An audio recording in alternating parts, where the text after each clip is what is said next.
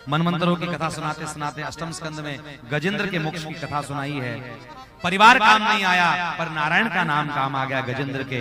बड़ा सुंदर वर्णन सुनाते सुनाते वामन भगवान की कथा आगे वर्णनों में आती है।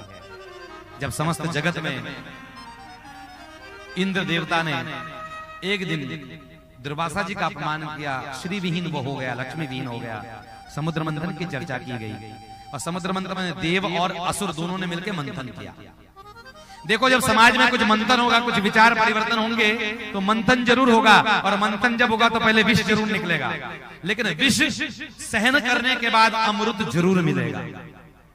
विष सहन करने के बाद अमृत जरूर मिलेगा। आज मैंने जो ये बात की मंथन जारी रखी है, शायद हो सकता है इस बात के बाद में थोड़ा सा हड़कंप मचा होगा अंदर ही अंदर। बाहर से जो कुछ भी लोग बिहेव करते होंगे पर अंदर ही अंदर हड़कंप, ऐसे कैसे कह दिया महाराज ने, हाँ हमारी मर्जी के बाहर कह दिया। नहीं, मैंने मर्जी नहीं कही, मेरे प्रभु की मर्जी जो है, श्यामा माई ने जो मुझे आज्ञा दी है, हम वही कहते हैं जो श्यामा माई मुझसे बुलवाती है। अगर ये व्यास मंच झूठा होगा तो हमने अपनी मर्जी से कहा होगा। अगर ये व्यास मंच से व्यास जी, नारद जी, सुखदेव जी और हनुमान जी बोलते होंगे तो 100% मैं कह रहा हूं ये श्यामा माई मुझसे बुलवा रही। मेरे बाप की औकात नहीं कि मैं कुछ बोल पाऊं। ये मेरी मन की बात नहीं है, ये मेरे प्रभु के मन की बात है।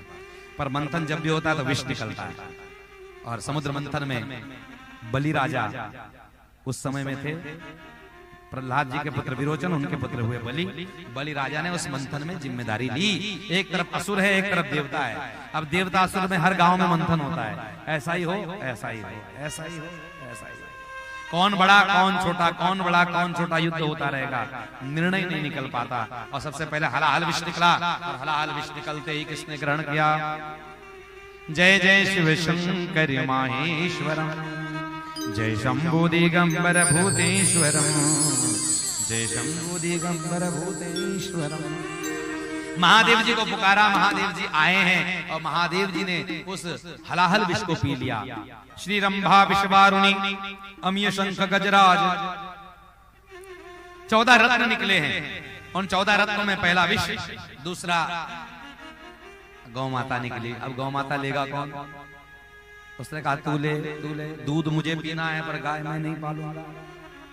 अमृत चाहिए लेकिन गाय पालना नहीं है। याद रखना, पृथ्वी पर का अगर कोई अमृत है तो गाय का गोबर, गाय का गोमूत्र और गाय का दूध विश्व का सबसे अच्छा अमृत है। माय का दूध और गाय का दूध बराबर बराबर अमृत होता है। इससे अच्छा अमृत इस विश्व में किसी के पास में नहीं है। तो अमृत की खोज में मत निकलो। गाय का गोमूत्र अगर पियोगे तो कोई बीमारी शरीर में नहीं लगेगी। गाय का गोबर का सेवन किसी भी बहाने औषधि के रूप से करोगे तो भी तुम्हारे शरीर में बीमारी नहीं होगी। इसलिए पंचगव्य प्राशन कराया जाता है।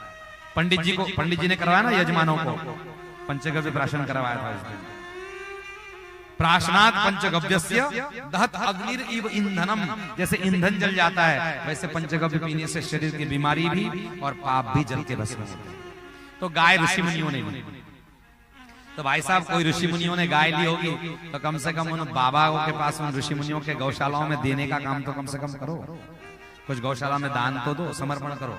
मुझे गर्व है मिथिला के माटी के लाल हमारे नीरज भैया यहाँ बैठे हुए ऑर्गन बजाते हैं। नीरज भैया का हर महीने का नियम है 501 रुपए की गौ सेवा हर बार हमारी गौशाला में। एक बार जोरदार नीरज भैया के लिए ताली होनी चाहिए। हर महीना न चूकते हुए, बिल्कुल चूकता नहीं है, टाइम भी नहीं चूकता। उनके जीजा जी है, मुंबई में रहते हैं, उनकी बहन है, वो भी हर महीने अपनी सेवा 1100 रुपए की सेवा हर मास भेजते हैं। देखो पैसा कमाना ही एक उद्देश्य नहीं है, कुछ देना भी चाहिए। देते रहो, समर्पण करो। गौ माता की रक्षा करना हमारा कर्तव्य है, तो गौ माता की रक्षा में समर्पण करो। मेरे पास कई दानदाताओं के नाम है पर मैं व्यास मंच से देना नहीं चाहूंगा, क्योंकि व्यास मंच एक मर्यादा का विषय की चर्चाएं हैं। गौ माता के दानदाता बहुत लोग होते हैं। यहाँ मुझे ऑनलाइन बहुतों की सेवा मिली है तो उनका मैं धन्यवाद देना चाहता हूँ। मुंबई से, विरार से, अलग अलग जगहों से दानदाताओं ने दान दिया। पर अब दान का डिक्लेरेशन करूंगा तो बहुत लोगों के नाम लेने पड़ेंगे, इसलिए सभी दानदाताओं को कोटि कोटि धन्यवाद है। एक बार गौ माता की जयकार करें। बोल गौ माता की, कृष्ण कन्हैया लाल। आगे भी हम गौशाला का निर्माण करें। महाराष्ट्र में अपने यहाँ चल ही रहा है श्याम सुंदर गोवर्धन गौशाला निर्माण। हो चुका है, गौ सेवा चल रही, लगभग 100 गाय वहां सेवित है, पोषित है। और मिथिला के मध्य में भी हम जरूर अभी कुछ दिनों के मध्य में एक प्रयत्न में लगे हैं। पहले एक ऑफिस का निर्माण हो जाए, कार्य निर्माण हो जाए, एक उठने बैठने की जगह हो जाए, उसके बाद में मिथिला के मध्य में भी एक अच्छा गुरुकुल, एक अच्छा आश्रम और एक अच्छा गौशाला का निर्माण कार्य मिथिला के मध्य में भी होगा, क्योंकि हम मिथिला के मिट्टी के पुत्र हैं, तो इसकी जिम्मेदारी हमारी जरूर। लोग मुझे पूछते हैं कि कहां कहां करोगे, हम कह के पूरे भारत में करेंगे, पर संभालने वाले आप रहोगे, मालिक आप, काम आपका, नाम आपका, सब कुछ आपका, हम बस निमित्त मात्र बनना चाहते हैं। तो गौ निकली, उच्चैश्रवा घोड़ा निकला, बलि राजा ने लिया, कौस्तुभ मणि नारायण को दे दी गई। भगवान कच्छप अवतार हुआ, क्योंकि वो पृथ्वी में धंसने लगा मंदराचल पर्वत, तो भगवान कच्छप का रूप धारण किया। बोल कच्छप नारायण भगवान की। कच्छप भगवान के गले में कौस्तुभ मणि, लक्ष्मी जी निकली, नारायण ने के साथ लक्ष्मी जी ने वर्ण कर लिया। लक्ष्मी जी उसी का वर्ण करती है जो लक्ष्मी जी पर ध्यान नहीं देता। सब देवता टक टक लगा करके देख रहे कि हमारा वर्ण करे, हमारा वर्ण करे, कौन लक्ष्मी को नहीं चाहता, पर लक्ष्मी जी उसी को चाहती है जो लक्ष्मी जी पर ध्यान नहीं देता। तो देखा नारायण सबकी सेवा में लगे पड़े, अपनी मस्ती में मस्त है। बोले ये जगत का कल्याण करने वाला है, लक्ष्मी उसी के पास टिकती है जो जगत के कल्याण में अपना पैसा व्यय करता है, उसी के पास लक्ष्मी रहती, बाकी किसी के पास लक्ष्मी रहती नहीं है। नारायण सबको देते हैं, इसलिए लक्ष्मी उसके पास। वर्ण हुआ, अमृत निकला, झटापटी हुई, झंझट हुआ, मोहिनी अवतार भगवान का हुआ। मोहिनी अवतार में भगवान ने देवताओं को अमृत पिलाया, दैत्यों को वारुणी पिलाई, मदिरा पान कराया। शराब पी करके दैत्य उन्मत्त हो गए, युद्ध हुआ, युद्ध में सभी मारे गए, बलि राजा भी मारे गए।